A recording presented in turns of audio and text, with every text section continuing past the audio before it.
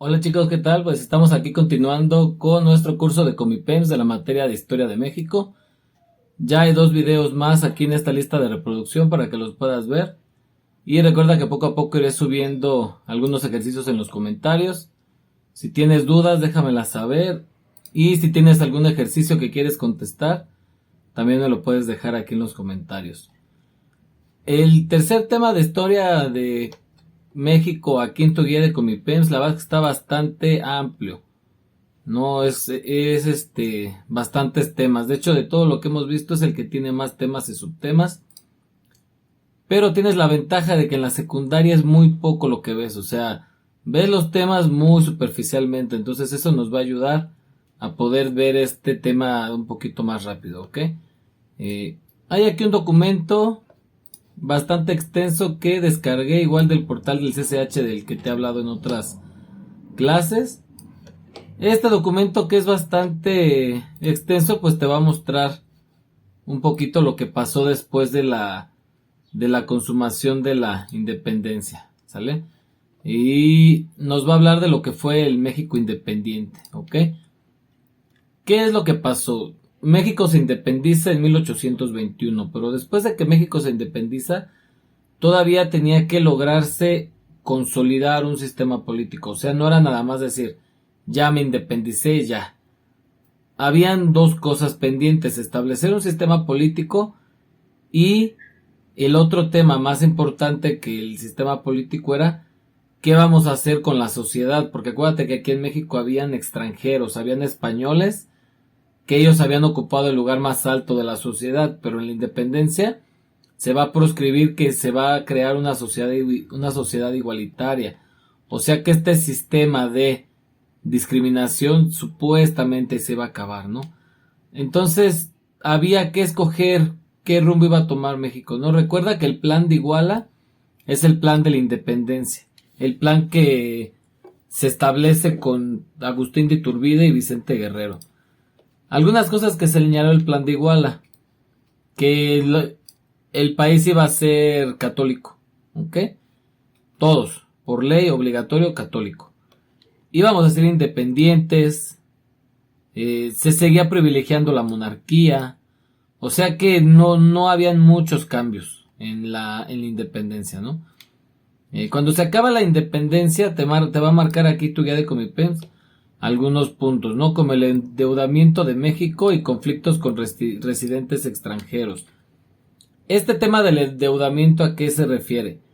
Para poder solventar los gastos que se van a derivar después de la guerra, México va a empezar a contraer deudas con varios países, ¿no? Principalmente vamos a hacer mención de tres: de Inglaterra, de Francia y de España, ¿no?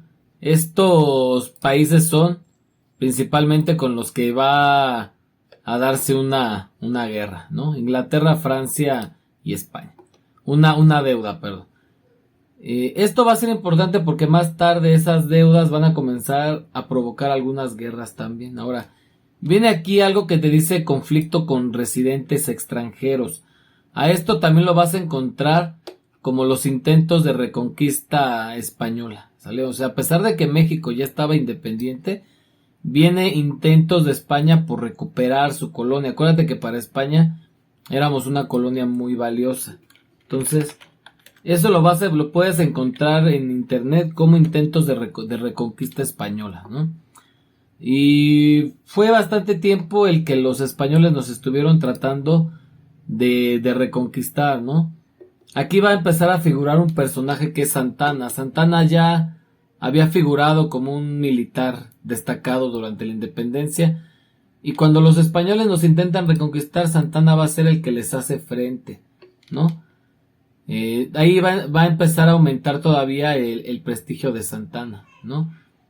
¿Cómo fue el intento de reconquista? Bueno, los mismos españoles que radicaban aquí intentaron, o sea, contactaron a España para pedirles que vinieran y volvieran a intervenir al país, o sea, que regresaran.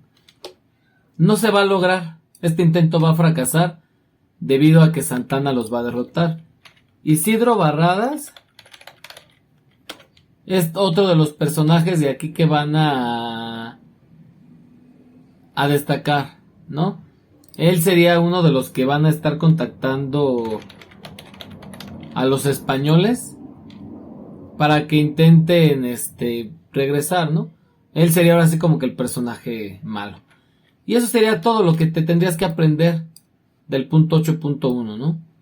Luego nos menciona aquí la guerra con Estados Unidos, ¿no? Antes de que veamos bien la guerra con Estados Unidos, falta hacer algunas anotaciones aquí respecto a nuestros primeros años de México independiente, ¿no? Para que puedas entender un poquito el tema. En este documento que te digo aquí del CCH, te lo voy a dejar en la descripción, te va a explicar muy bien, ¿no? Cómo fue el intento de reconquista española. Por si te quedan algunas dudas, aquí las puedes leer, ¿no?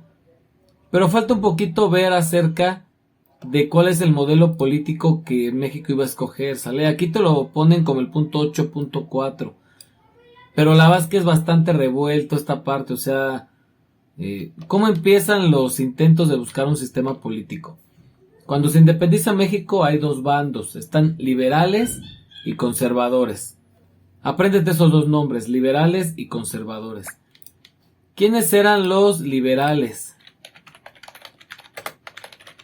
Los liberales eran un grupo que intentaba instaurar un sistema político nuevo, ¿no?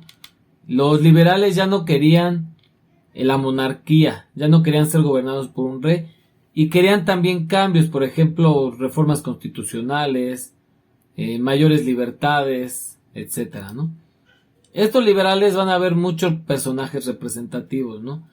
El principal personaje va a ser Benito Juárez, pero hay otros, ¿no? Está, por ejemplo, Valentín Gómez Farías, que fue presidente en 1833. A lo mejor él es uno de los primeros que intentan instaurar estas reformas, ¿no? Él sería entonces el primer presidente que empieza a instaurar las reformas, ¿no? Otro es Luis Mora. Bueno, este no, este es un chinito.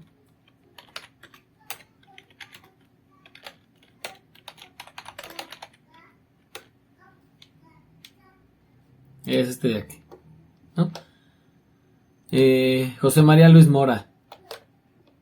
Él sería como que el principal ideólogo del liberalismo que tuvo México en sus primeras décadas de independencia, ¿no?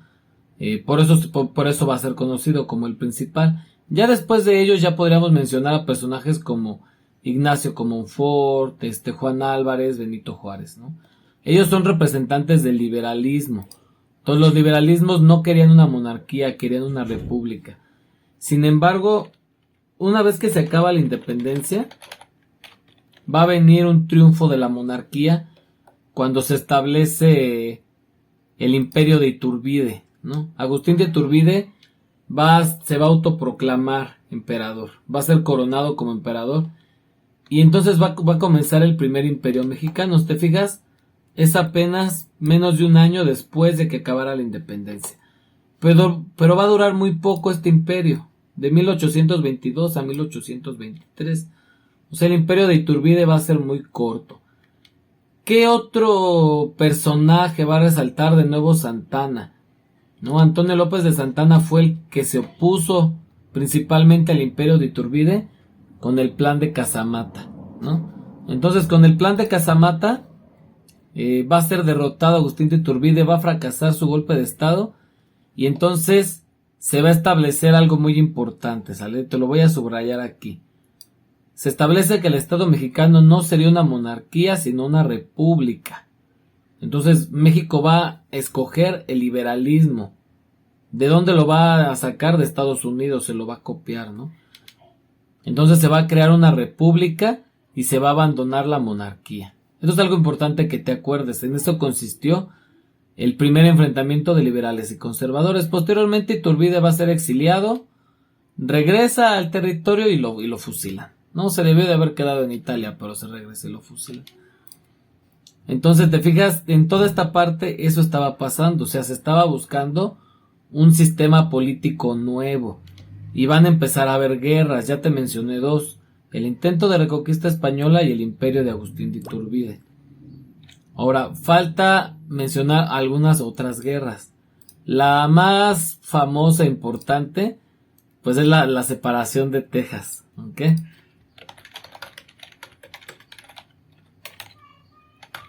En esta parte de la separación de Texas, pues primero es bien importante que lo logres ubicar en un mapa, ¿no? Entonces vamos a poner aquí este mapa y fíjate cómo Texas está en frontera con estados como está Nuevo León, de este lado está Coahuila. Entonces el gobernador de Coahuila empezó a vender los terrenos, ¿no? Realmente esta parte, cuando vinieron los españoles, no establecieron ahí ciudades, o sea, estaba abandonado, ¿no? Había poca población novohispana, ¿no? Y entonces empiezan a venderse estos territorios, ¿no? Estos estados. En 1836 se promulga algo que se llamaron las 7 leyes, era una constitución centralista. Ahorita te voy a explicar lo que es el centralismo. Y los estadounidenses tejanos se enojan porque desde el centro de la capital querían controlarlos y proclaman una independencia, se separan. Va a llegar Antonio López de Santana y él va a ser el encargado ahora sí que de enfrentarse a los tejanos, ¿no? Ahora aquí habría que hacer la anotación de que no fue una guerra contra Estados Unidos, aquí fue una guerra contra Texas, ¿no? Y porque los tejanos, como dice aquí, proclamaron su independencia, ¿no? O sea, va Santana a enfrentarlos. Aquí puedes ver, aquí en esta página, un poquito el desarrollo, ¿no? De cómo primero los tejanos trataron de dialogar con México, ¿no? Sin embargo, México pues se cedió, se negó a darle cierta autonomía, ¿no? Se da la guerra y Antonio López de Santana llega a combatirlos. Va a tener un ligero éxito aquí en el Álamo. Santana los va a derrotar, los va a humillar, los va a matar. Se retira el ejército mexicano y va a esta parte que es San Jacinto, y ahí pues ya está el ejército ahora así que pues, echando el cotorreo, descansando, ¿no? Llega el ejército de los tejanos, los derrotan. Se cree que se llevan cautivo a Santana y les firma un tratado que se llamó Tratado de Velasco, ¿no? Con el Tratado de Velasco, aquí está el nombre para que lo puedas ver, no se integró Texas a Estados Unidos, ¿no? O sea, esto sí es importante que te quede claro. Aquí Texas no era parte de Estados Unidos, de Estados Unidos. Texas era independiente, ¿sale? Por 10 años Texas fue un estado independiente, no era de México, pero tampoco era de Estados Unidos, era independiente. No te voy a confundir porque ahorita vamos a ver el nombre del tratado con el que ya se anexa Texas a Estados Unidos, pero eso pasa 10 años después, ¿no? Este sería, se puede decir, uno de los primeros territorios que perdió México. Poco antes de esto ya Centroamérica se había independizado. Guatemala, Belice, todo eso se había independizado del país y ahora Texas se independiza del país. Luego de la guerra de Texas viene la guerra de los pasteles, famosa, ¿no? La del pastelero. Esta guerra de los pasteles se debería de llamar Primera Intervención Francesa. Ese es su nombre correcto, ¿sale? Primer Intervención Francesa.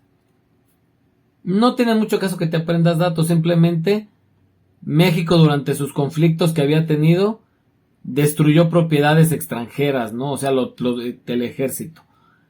Entre esas propiedades de extranjeras estuvo una pastelería. De ahí viene el famoso nombre de los pasteles, ¿no? Que fue destruida por el ejército, ¿no? O sea, entraron, hicieron su relajo, ¿no? Tenían que ser mexicanos, ¿no? Hacen su relajo, destruyen todo lo de la pastelería y entonces el pastelero exige que se le pague la indemnización, ¿no? La indemnización de los daños que tuvo. El presidente mexicano se negó. Había una deuda grande contra los franceses que era de 600,000 pesos. Y entonces vienen los franceses y nos invaden, ¿sale? Nos derrotan, nos invaden, nos derrotan. Ante esta primer derrota contra Francia, pues México accede a pagar, accede a la humillante derrota, a la vergüenza, paga, y los franceses se retiran del país. Entonces este sería nuestro siguiente conflicto internacional, cuales ya hemos mencionado a lo largo de esta clase. Independencia de Texas. No, vámonos desde un principio. Independencia de México. México se libera de los españoles. 1822, Agustín de Iturbide hace su imperio, el primer imperio mexicano. 1829, intento de reconquista española. 1836, separación de Texas. 1838, guerra de los pasteles o primera intervención francesa. Vamos con el siguiente conflicto internacional que viene aquí en tu guía. Ahora sí, voy aquí. Tuve que hacer muchas pausas ahí. La guerra con Estados Unidos. Lo que pasa es que viene revuelto. Es lo que a mí no me gusta de esta guía de Comipems, que los temas los hicieron con las patas, los cuates estos, pero pues hay que aprendérselos así, ¿no? Guerra con Estados Unidos. ¿Por qué nos hace la guerra Estados Unidos? Fácil y sencillo, ¿ok? ¿Qué quería Estados Unidos? Quería quedarse con el norte del país. Eso quería, ¿no? Quería quedarse con el norte de México. Y lo logró, ¿no? Se lo quedó. 1846, Estados Unidos le habrá ofrecido a México que le vendiéramos Alta California, Texas y Nuevo México. Alta California, que sería este de aquí, obviamente, arriba de Baja California, Texas y Nuevo México. México se niega a vendérselo. Y Estados Unidos va a buscar un pretexto para hacer la guerra. Ya ven cómo son los gringos, que de todo quieren hacer guerra, ¿no? Les encanta la guerra. El pretexto fue que el ejército mexicano cruzó la frontera con Texas.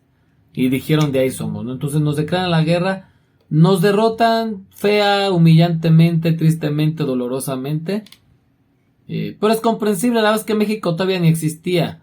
México estaba peleado consigo mismo. Los de Monterrey no apoyaban a los de la capital, los de Durango menos. O sea, había conflicto interno. México no estaba unido. Entonces, al llegar la invasión, no tuvimos oportunidad, ¿no? Primero llegan por Monterrey, son rechazados, se dirigen a Veracruz y van ingresando hasta el centro del país. Viene lo del castillo de Chapultepec y ahí es cuando Juan Escutia heroicamente toma la bandera, se envuelve entre ellos y se avienta del castillo y se parte toda la maíz ahí en el castillo de Chapultepec. Bueno, más bien en el colegio, ¿no? En el colegio militar.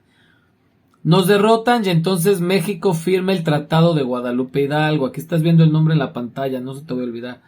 Con el Tratado de Guadalupe Hidalgo, Estados Unidos se adueña de Alta California, Texas y Nuevo México. ¿Ok? No vayas a confundir los tratados. Entonces, Tratado de Velasco se independiza Texas. Guadalupe Hidalgo se anexan California, Texas y Nuevo México a Estados Unidos. Se establece como nuestra frontera el río Bravo, que es el que está aquí pintado. Y ya de ahí el país va a tomar el tamaño que tiene hoy en día. Faltaba una pequeña modificación que se da más adelante en 1853 con la venta de Gadsden. ¿Quién era este que vino aquí a México a comprarnos más territorio? Bueno, se compró un territorio que se llama La Mesilla. Este territorio se compró. Voy a poner nomás la pura imagen, ya notamos la información. Se compra este pedacito que está aquí, ¿sale? Fue el último pedazo que México le vende a Estados Unidos. Llega a Estados Unidos y nos ofrece comprarlo. Y ahí sí ya México dijo, ya váyanse la goma, te lo vendo, ¿no? Se malempleó el dinero de la venta, lo utilizó Santana para crear una estatua ahí de él mismo, pero bueno. Se vende esta parte y ya después de la venta de Gadsden, también se conoce a veces como Tratado de la Mesilla. Se vende la Mesilla y ya, ¿no? Ya con eso los estadounidenses se quedaron felices o contentos después de quitarnos la mitad del territorio. Entonces esta parte es la que viene aquí en tu guía como la guerra de Estados Unidos, ¿ok? Después de que se termina la guerra de Estados Unidos, va a venir un periodo que se llama la Reforma, ¿sale? ¿Qué fue lo que pasó en la Reforma? Bueno, vamos a tener que volver a hablar de Antonio López de Santana. La verdad es que Santana es un personaje bastante curioso. Está enterrado acá atrás de la Basílica de Guadalupe. Su tumba no tiene honor ni gloria, la verdad. Tiene algunos emblemas del ejército, pero más que eso no tiene. Y pues es de los mayores personajes de nuestra historia, ¿no? Debería de tener más reconocimiento, pero se le acusa de traidor. ¿Por qué? Porque se cree que vendió el norte del país, pero yo creo que pues, estamos siendo muy duros con él. No vendió nada, pues, nos ganaron la guerra, no esa es la verdad, pedimos la guerra, igual y él sacó tantita ventaja, ¿no? Pero pues hasta ahí. Nada que no haya hecho otro presidente, ¿no? Pero él tiene ahí ese lugar marcado, ¿no? Por haber vendido esa parte del territorio. Después de que se vende la Mesilla, la gente estaba enojada, ¿no? Y Santana estaba tratando de establecer una dictadura, ¿no? En esta dictadura se le dio incluso el título de Alteza Serenísima, ¿no? O sea, como era un pequeño dictador, un pequeño rey, ¿no? Santana. Y empezó a poner muchos impuestos, ¿no? Impuestos por todo, hasta por pasear a tu perro, por tener varias puertas. O sea, ya se le había subido el poder a la cabeza a Santana, ¿no? Con su dictadura y su autoritarismo. Y entonces va a venir una revolución, va a venir una guerra que se llama Revolución de Ayutla. Esta es una revolución liberal, es una revolución encabezada por los liberales, ¿ok? Y van a resaltar aquí ya varios personajes, ¿no? ¿Qué querían en la revolución de Ayutla? Pues querían primero destituir a Santana. O sea, la revolución de Ayutla quería quitar a Santana del poder. Ese es el primer punto que tienes que recordar. Que esta revolución buscaba quitar a Santana del poder. Ya no podían con él. O sea, ya era insoportable que estuviera Santana. Y bueno, aquí puedes ver lo que te acabo de explicar hace ratito, ¿no? Se crea el plan de Ayutla. El principal personaje es Juan Álvarez, ¿no? Y comienza esta revolución, ¿no? Ignacio Comonfort también es el otro personaje importante. Va a ser derrotado Santana. O sea, la derrota de Santana fue rápido. Y se va al exilio, ¿no? Santana se va al exilio. Y aquí viene lo que tienes que aprender. El punto principal. Creación de una asamblea. Ya la regué. A ver, otra vez. Aquí está. Creación de una asamblea constituyente para la creación de una constitución federal, conocida como la Constitución del 57, ¿no? Estaba inspirada en la Primera República Federal. Esta constitución fue muy importante para el país, ¿no? La Constitución liberal. Y aparte desencadenó otra guerra, ¿no? Ahorita la vamos a ver. Entonces, se encuentra un sistema político, ¿sale? Una república federal establecida en la Constitución. ¿Qué es el federalismo? ¿Sale? Hay dos conceptos aquí. Federalismo es cuando un país se divide en estados independientes. Ve a Estados Unidos, ve a México. Cada estado tiene a su gobernador, ¿no? Pero aparte un estado tiene un presidente municipal. Cuando tú vas a votar, ¿por quién votas? ¿Por el poder federal? ¿Por el estatal y el municipal? El otro tipo de república es centralista. ¿Qué es la república centralista? Solo hay un gobierno, un poder central, y ese gobierno controla todo el país. Ahí no hay estados, hay departamentos, pero los departamentos dependen del gobierno central. Entonces México optó por la República Federal, ¿no? Y entonces estalla una guerra llamada Guerra de Reforma. En esta guerra fue una lucha de liberales contra conservadores para ver qué tipo de gobierno se iba a establecer, si un gobierno liberal encabezado por Juan Álvarez, Ignacio Comonfort, Benito Juárez, o un gobierno conservador, ¿no? Se promulga la Constitución del 57. Después Juan Álvarez renuncia a la presidencia, asume la presidencia Ignacio Comonfort. Un tiempo mete a Benito Juárez a la cárcel, luego lo saca, renuncia. Benito Juárez, que era presidente de la Suprema Corte, asume la presidencia del país y empieza la Guerra de Reforma. La Guerra de Reforma también es conocida como la Guerra de los 3 años. Va de 1858, 1859, 1860 y 61, ¿no? Eso fue la guerra de reforma, ¿sale? La guerra de los 3 años. Aquí está, mira. Se promulga la Constitución en el 57, ¿no? En el 58 está ya la guerra, 59, 60, 61. Esa es la guerra de los 3 años o la guerra de reforma. Entra Jesús González Ortega a la Ciudad de México, Benito Juárez toma su gobierno y se va. Va a andar deambulando por el país Benito Juárez, va a llegar incluso a partes del norte, luego se instala en Veracruz.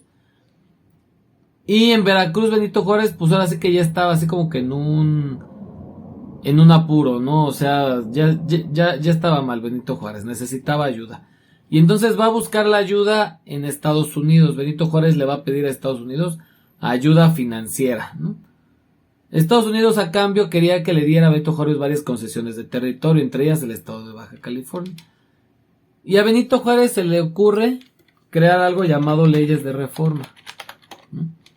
Con estas leyes de reforma, Benito Juárez iba a obtener dinero para financiarse su guerrita, ¿no? Estas leyes de reforma las va a comenzar durante esta guerra. En 1859 va a promulgar estas leyes que aluden a la separación de la Iglesia y el Estado. La ley más importante de estas que promulgó es una que se llamó bueno, hay varias, ¿no? La principal durante la guerra es la ley de desamortización de bienes o nacionalización de bienes eclesiásticos, ¿no? Déjala busco acá porque esta página me decepcionó.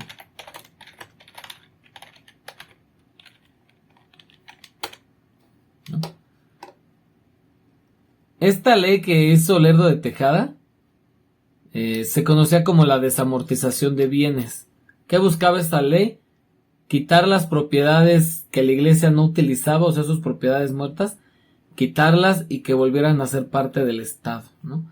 Entonces, esta ley que se había promulgado poquito antes de la Constitución, durante la guerra de reforma, Benito Juárez la va a querer empezar a hacer valer y van a intentar expropiar las propiedades de la iglesia. Si te fijas, esto era una cosa bastante escandalosa para la época, ¿no? O sea, que quisieran quitarle sus propiedades a la iglesia para venderlas y financiarse una guerra. Obviamente la iglesia estaba enojada, ¿estás de acuerdo? Otras leyes que se promulgan durante la guerra está, por ejemplo, la ley de registro civil. Ya ahora, cuando alguien nazca, en vez de llevárselo al sacerdote, se lo van a llevar a un juez de lo civil, ¿no? Se establece la libertad de cultos, ¿no? Es muy importante, gracias a eso podemos creer en la religión que nosotros queramos, ¿no? Y entonces va a comenzar a haber más libertad en México, libertad religiosa. Esa es la importancia de Benito Juárez, ¿no? Que nos dio la libertad de elegir en qué creer. Y que no que todos fuéramos católicos a la fuerza, ¿no? Entonces, bueno. Esto sería esta parte de la reforma liberal, ¿no? Pero ¿qué pasa cuando termina la guerra? Se termina la guerra de reforma y viene la segunda intervención francesa, ¿ok? ¿Qué es la segunda intervención francesa? Se termina la guerra de reforma en 1861 y entonces Benito Juárez va a decretar la suspensión del pago de la deuda, ¿vale? O sea, Benito Juárez va a decretar que por un tiempo no se va a pagar la deuda externa. Entonces, los países a los que México les debe, aquí tienes la fecha en la que se suspende el pago de la deuda. Los países a los que México le debía dinero, ¿quiénes son? Acuérdate que son España, Inglaterra y Francia. Estos 3 países se juntan, hacen una invasión tripartita, ¿no? Invaden juntos a México, o sea, ya nos venían a hacer la guerra, ya valíamos otra vez, ¿no? Pero entonces Benito Juárez logra dialogar y los ingleses y los españoles dicen, ok, no nos pagues ahorita, páganos después. Se retiran, ¿no? Se retiran los ingleses y españoles. Sin embargo, los franceses no se quisieron retirar, ¿no? Los franceses nos invaden. ¿Por qué nos invadieron los franceses? Bueno, En Francia gobernaba Napoleón III, ¿no? El bigotoncito, no Bonaparte. Bonaparte ya no existía para este tiempo, ¿no? Este es el descendiente, pues, Napoleón III. Y él había creado un imperio muy fuerte ahí en Europa. O sea, era el imperio más fuerte de la época. O sea, los meros, los más bravos, los más fuertes, nos invaden. ¿Por qué? Para expandir el imperio a América, pero también con miras a invadir Estados Unidos. O sea, tonto no era, ¿no? En Estados Unidos estaba Abraham Lincoln y todo este rollo de la guerra civil. Entonces, ahí ve un área de oportunidad. Maximiliano III rechaza negociar con Benito Juárez y nos invade, ¿no? Aquí puedes ver un poquito de los datos de cuántos franceses vinieron y todo eso, aunque la verdad, pues eso no nos importa, ¿no? Benito Juárez nombra a Ignacio Zaragoza como el general del ejército, y Zaragoza es el que va a dirigir las fuerzas armadas contra los franceses. El evento más importante, como tú bien has de saber, es la batalla de Puebla, ¿no? La del 5 de mayo de 1862, cuando acá en Puebla son derrotados los franceses y tienen que salir huyendo. Sin embargo, aún un año después, poquito menos, regresan los franceses, nos invaden. Zaragoza ya se había muerto, para ese entonces le dio la tifoidea. Nos invaden los franceses, nos derrotan, nos someten. Y puedes leer esta parte de aquí. En el 64 llega Maximiliano de Habsburgo con su esposa Carlota, apoyado por franceses. Los mismos mexicanos conservadores lo apoyaron. Benito Juárez tiene que salir huyendo y se crea el Segundo Imperio Mexicano. Por eso aquí dice la intervención francesa y el imperio. ¿Cuál es el imperio? El imperio del buen Maximiliano de Habsburgo. Mucho mexicano, la verdad, lo idolatra, creen que fue la gran cosa. La verdad es que estaba bien idiota. O sea, este cuate tenía un castillo padrísimo en Europa, en Miramar. Su esposa Carlota heredó una dote fantástica. Tenía un castillo padrísimo, ¿no? Lo convencen de venir a México, solo vino a sufrir y a morir, ¿no? Se dice que se enamoró de nuestra tierra, o sea, que la llevó a amar, ¿no? Eso se dice. Pero también que se volvió loco, ¿no? Cuando llega, lo reciben en Palacio Nacional, estaba lleno de chinches, se va a Chapultepec, lo remodela, lo deja bien bonito, ¿no? Resultó que era liberal, Maximiliano, ¿no? Los conservadores se enojan porque el buen Maxi salió liberal, ¿no? Entonces ya de ahí ya había un poquito de molestia, ¿no?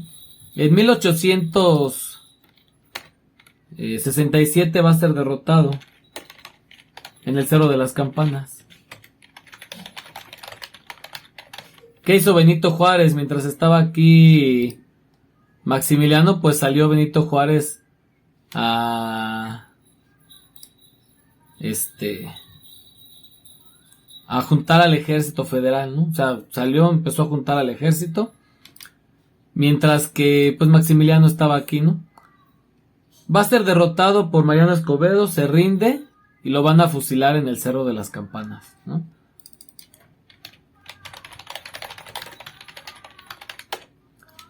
Una vez que es fusilado Maximiliano, se termina el Segundo Imperio Mexicano. Benito Juárez regresa a la capital y se termina el Segundo Imperio, ¿no? Triunfa Benito Juárez, triunfa el federalismo. Un año siguiente Juárez convoca elecciones y va a ser electo presidente de nuevo. De modo que Benito Juárez gobernó bastantito desde el 58 hasta el 71. O sea, se aventó varios años ahí, ¿no? Y bueno, ya logramos abarcar, hasta lo que te expliqué ahorita, los primeros 4 puntos de la guía, ¿ok? 5, porque también ¿no? Después de Benito Juárez, va a venir Lerdo de Tejada. Sebastián Lerdo de Tejada, te lo cuento súper rápido, ¿no? Se termina el Imperio Mexicano, se convocan elecciones, Benito Juárez vuelve a ganar la presidencia, ¿no? Porfirio Díaz se le opone a Benito Juárez. Ya Porfirio Díaz figuraba como un importante general mexicano y se va a oponer a la reelección de Juárez con el plan de Tuxtepec. Acuérdate, plan de Tuxtepec es el plan de Porfirio Díaz contra Benito Juárez. En 1871 Benito Juárez muere. Y entonces cuando muere Benito Juárez, no logra Porfirio Díaz llegar a la presidencia, llega Lerdo de Tejada. Y Lerdo de Tejada constitucionalizó las leyes de reforma que se habían hecho durante la guerra de reforma, las mete a la Constitución. Al gobierno de Lerdo de Tejada y Benito Juárez también se les conoce como República Restaurada. O sea, derrotan al imperio de Maximiliano y se restaura la República. Pero como te decía ahorita, hay varios movimientos de oposición a Benito Juárez, ¿no? ¿Por qué? Porque ya llevaba mucho tiempo en el poder, o sea, ya se estaba volviendo pues igual una especie de dictadura, ¿no? Aunque realmente no, a mi juicio no hacía nada malo, ¿no? Mucha gente no lo quiere, pero pues quién sabe por qué, ¿no? Esto sería todo de esta parte, ¿sale? Del tema 8 nos falta ver el porfiriato y del tema 9 la revolución. Entonces el siguiente video que haga voy a ver el tema 8.7 y 8.8 junto con el 9.1, 9.2 y 9.3 que va a ser porfiriato y revolución, ¿sale? Vamos a combinar esos dos temas para darle un poquito más coherencia a cómo están acomodadas las cosas en la guía de Comipem. Si te sirvió el video, recuerda apoyarnos con tu like, suscríbete, activa la campana para que veas la siguiente parte de la guía. Recuerda que en esta lista de reproducción están todos los videos de la guía de Comipem que estoy subiendo. Y adiós, hasta la próxima.